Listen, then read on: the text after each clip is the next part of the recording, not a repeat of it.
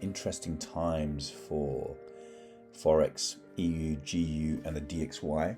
So I thought I'd do a video to make you aware so you can plan trading for the next few days, and also some interesting things to share with what happened today. So we'll have a look at GU first. So if we go to the 5 minute, I like the 5 minute. It's a nice, I know ICT likes the 15 minute as a bellwether, but the precision is just not there for the 15 minute. I like the 5 minute. I like to see what price is actually doing. And the 5 minute is a special time frame which the algorithm uses. So firstly, let me set up the indicator, because I always get a lot of questions on how do we set up DMN's indicator, and I'll show you the settings that I like. So that was the indicator. We've upgraded to version 2.01 now. So he's making great progress with this. So I haven't talked about AMD yet. Maybe I'll leave that for the private mentorship. But we don't need to see the AMD. For the purposes of this, why don't we start with the 81? Because everyone seems to think now that the 27 is magical. But let me show you something on the 81 first. I like my labels in white. I like to see both the name of the levels and also the IPDA percentage. Let's have the stats box. Let's have this in the bottom left. Dun, dun, dun. And I think that is good enough for now. Okay, so as always, let's see how the day began. So today is the 27th. Let's mark the midnight open. Midnight open. Here's the opening price. There's some fascinating things that one day I'll share about the opening price and Goldbach. It's pretty amazing. When the opening price opens in a certain Goldbach range, magical things happen, and the trading day is just so predictable. Here we go, midnight open. So let's have a look. So today was a bit of a, it's a slow starting day. It kind of started like London session didn't really do much.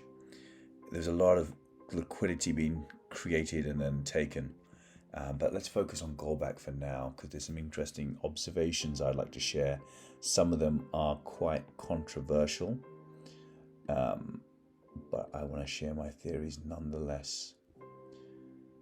So we know about the powers of 3 and how significant they are. 3, 9, 27, 81, 243. They're used for multiple things though. So let's zoom in to where we are.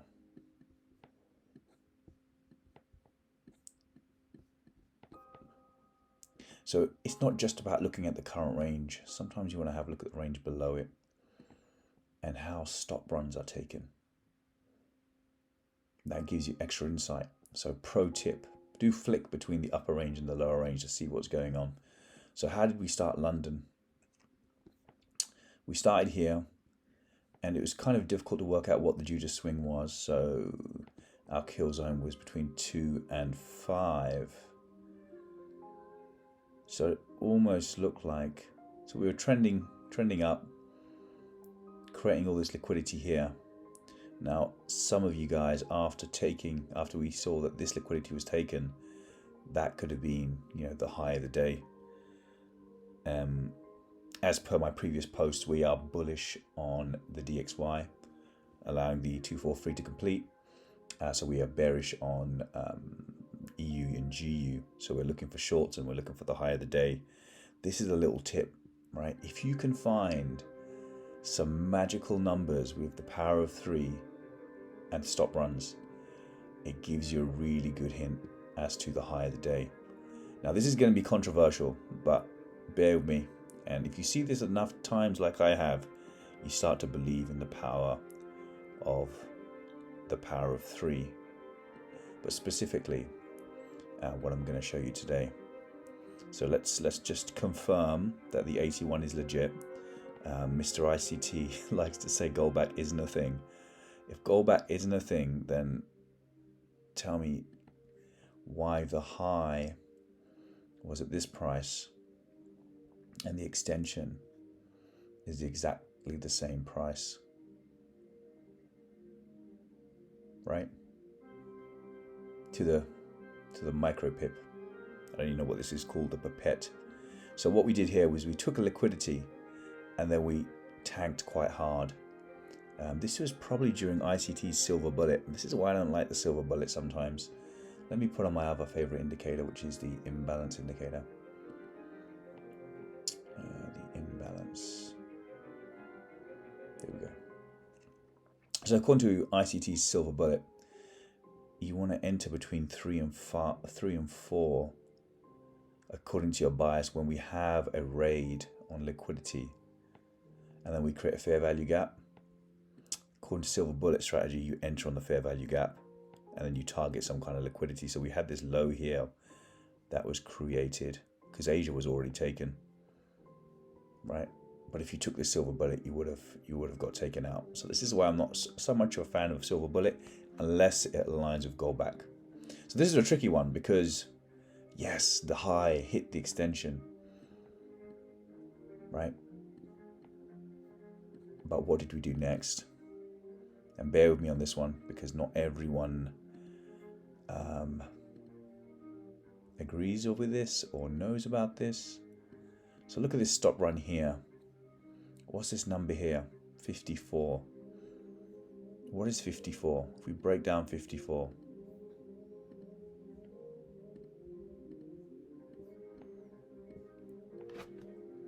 $54 is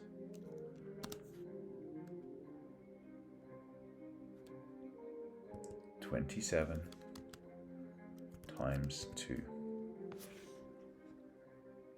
27 is one of our magical numbers, and we had a stop run that was exactly 27 times 2. And this was a big heads up to me that this was the high of the day. Right? So when you start seeing things like this, you start believing in Goldbach even more strongly, and you start to understand there's a lot more things that the algorithm is using when it comes to the power of 3. Okay, so then we took, so if you missed that high, there was another opportunity, but you had to be nimble and you had to be kind of focused on what was going on. So if we kind of move through price slowly, what are we on, the M5? There was another opportunity to look at that. After we took that liquidity, using this power of 3, we dumped hard. Okay, now if we switch, now remember everything is fractal. If we now switch to the 27,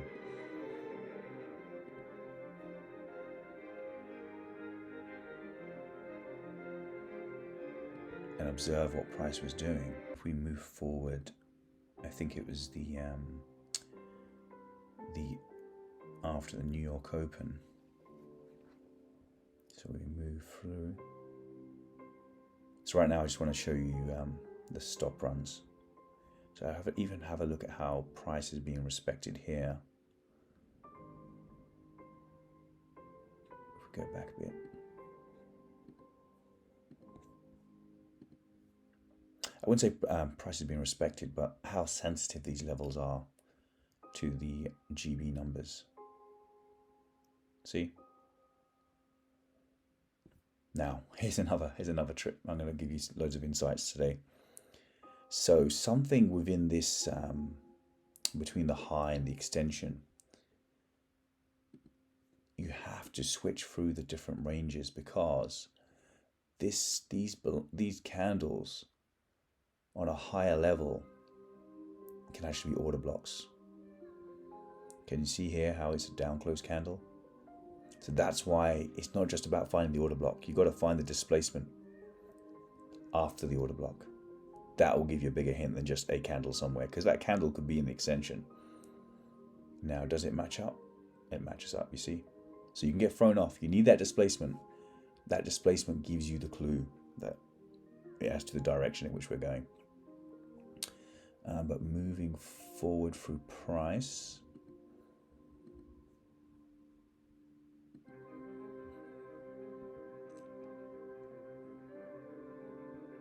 have to speed this up.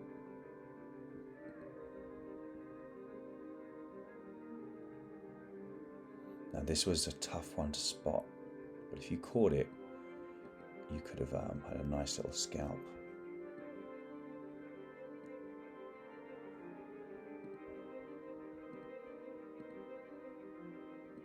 See this massive candle? So we made it to the high, then we had this huge candle here, and you had some highs here, some relatively equal highs. So we took those out, and then we dumped. But if you were looking at it in real time, you would have seen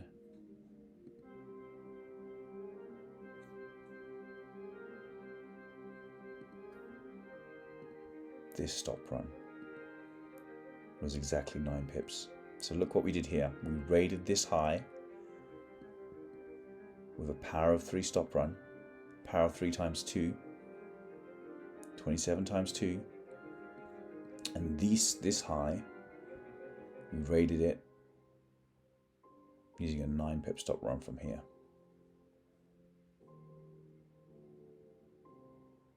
Did we? Yeah, right into the M5OB. So this is another strategy that I like using. It all fits together. All these little strategies are all part of the same algorithm. So here's your OB. Here's your liquidity that was swept into this OB. And this is usually a big sign that the algorithm is going to start.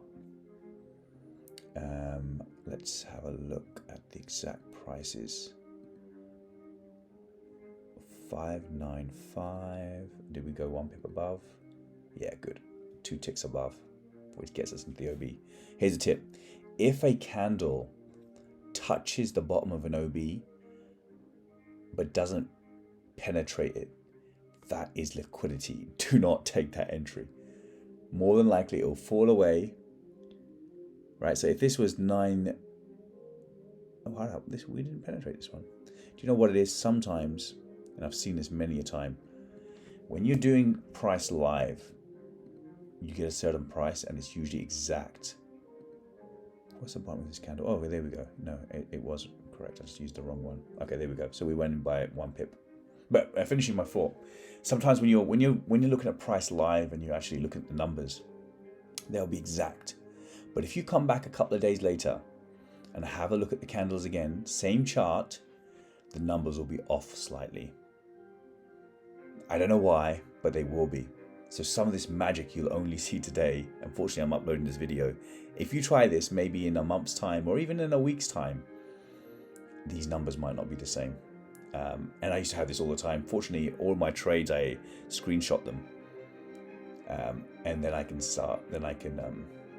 compare. Because if you do replay mode, you're not going to get the same prices, unfortunately. It's off by, I mean, it doesn't make much of a difference usually, but when you're doing precision technician stuff like this, it makes a difference.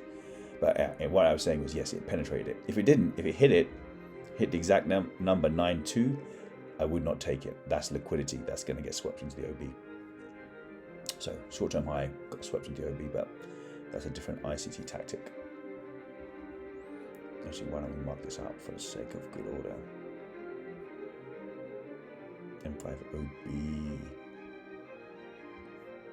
There we go. And look at this stop run again. Exactly 9 pips, right? These things aren't accidents.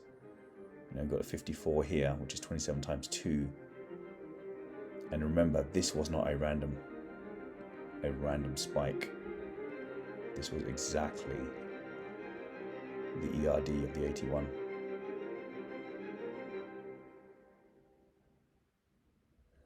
Right, and now it's giving you big clues that it's taking liquidity, buy-side liquidity, because it wants to send prices lower.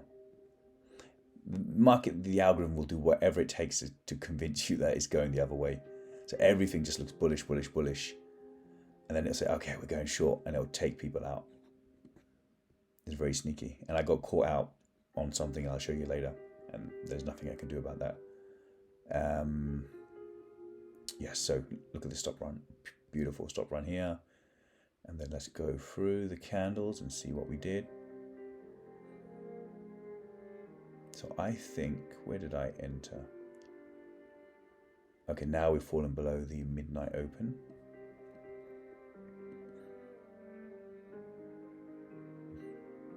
So I was looking for an OB, an order block to form in this range. Was it the 27 I was using?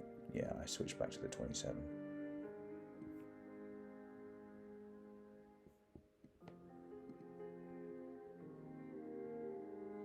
So I was waiting for an OB. I think it was the 27 or the 81. I forget. I was in my car. I was executing on my phone. I think it was the 81.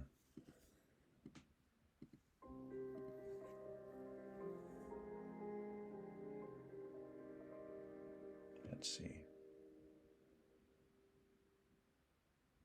There you go. So that's the order block I liked. Look at how beautiful that order block is. So let's do it one candle at a time. I was waiting for a fair value gap. Oh, I think I even zoomed down to the 1 minute at this point.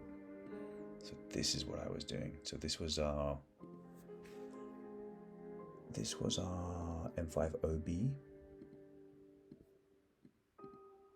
in the order block range.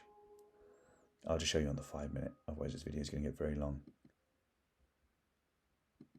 There you go. So I entered on a 1 minute fair value gap. So I got a great entry.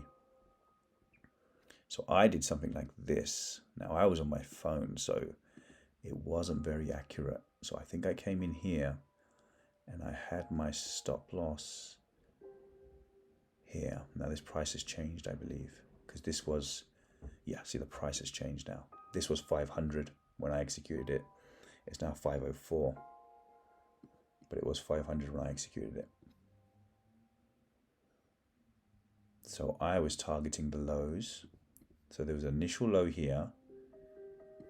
There was an EQ that I could have taken. So even this wasn't bad, but I think I was targeting something like a 1 to 2. But the sneaky algorithm took another stab at it. So there we go. So I was moving. I was fine with that, because I would have come in anyway on that fair value gap, and that fair value gap actually matches. Where's my dynamic? Where's my Goldbach range? It's disappeared. Okay, the 81 is not playing ball right now. But anyway, the fair value gap is here. And like I said, on the day, earlier today, this high was 500 on the dot. I know, because I had to execute it on my phone, and that's why I put my stop loss. So I was in. I had the perfect OB. I had my fair value gap in the zone.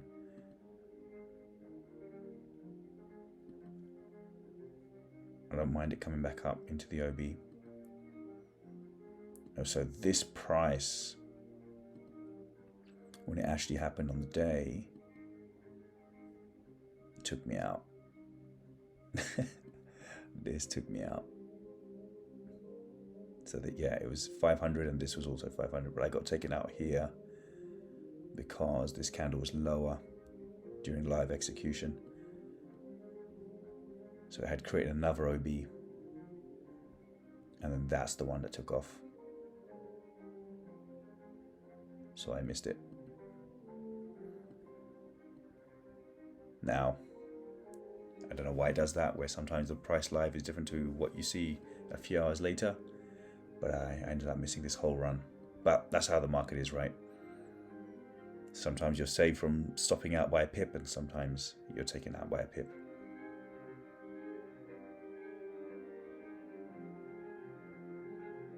So yeah, the price action wasn't super clean today, but I wanted to show you those two things with GU, because that's super interesting.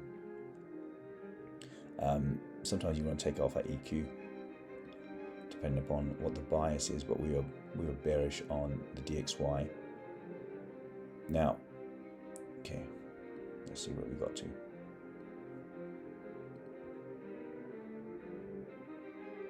Look at that, it runs again. The price action was very seek and destroy like today. Let's see. Because I was driving, I didn't get a chance to see these levels, but I wonder what these stop runs were.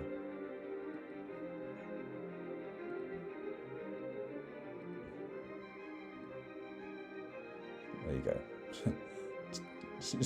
It's either 3.1 or it's 2.9. Now remember what I said, this was lower on the day, so it was probably 3 pips. This stop run was probably 3 pips as well. So look at these stop runs that we have. We have our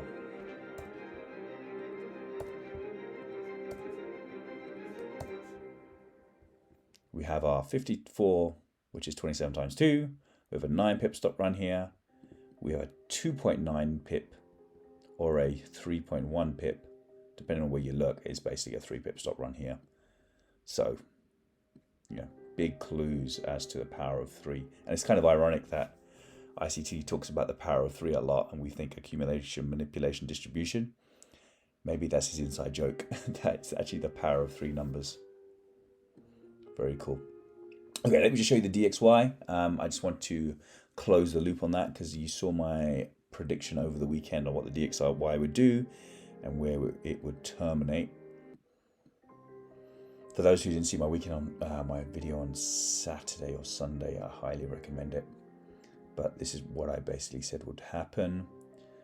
So we were running the 243 on the DXY on the higher time frame. This was our order block. Here we go, H4 OB in the H4 zone. We created the breaker in the breaker zone. This is algorithm 1 actually, sorry. We then mitigated some orders in the OB. So we reclaimed that order block. And we are supposed to terminate at the rejection block level. So I expect one more candle higher and we'll touch and then we're done. So the reason I wanted to highlight this, yes, algorithms play out. Yeah, that's cool. But also, now that we have finished this, we're just about to finish this algorithm. And bear in mind where we are on the calendar, it's the 27th of September. So not only are we coming up to month end, we are coming up to the quarter end, right? And this algorithm has just finished. So I don't think there's much trading worth doing for the last few days. You know, what's the candle going to do, right? It's just going to create a wick. You're not going to get much in that final wick, right? So we'll probably go a little bit higher, touch the RB, and then we're just going to consolidate. And there's not much news. I think there's CPI on some. Actually, I think there might be unemployment data, but we're not going to do much. I don't see us doing much. And the bias is off now, right? Where are we going to go? So, as per my video, the terminus of the algorithm was that weekly order block. So you would expect some kind of retrace. There is some weekly liquidity up here, but not only do I like seeing where the liquidity is, I also like seeing what the higher time frame algorithm is doing. And the fact that we finished means we're going to consolidate and we're going to finish where the algorithm finishes, and I won't go into that because that's in the book. So I don't think there's much trading now for the next week. But you can always backtest and you can always sharpen your axe using Hindsight. So that was it. There was a trade on EU on the 81. I think it was on the 81 or the 27. I'll let you find that. That's good homework for you guys. Go find that trade. There was an OB that was formed in the OB range. But a fair value gap wasn't formed, so I didn't take it, but it still dumped hard. So once it formed that OB on EU today, it dumped hard, and you better find that trade, and that's good for your own eyes. The reason why I didn't take it didn't have a fair value gap, because that's extra confluence. Now, not every OB needs a fair value gap, but the ones that you want to trade have fair value gaps. As always, I hope you enjoyed this insight into some of the advanced concepts on Goldbach and the power of 3. Any questions, give me a shout. You can find me on Twitter, account23, or you can hit me up in the comments on YouTube. It's usually easier to hit me up in the comments on YouTube because Twitter, I'm still having trouble finding comments on that because it gets a bit difficult to manage.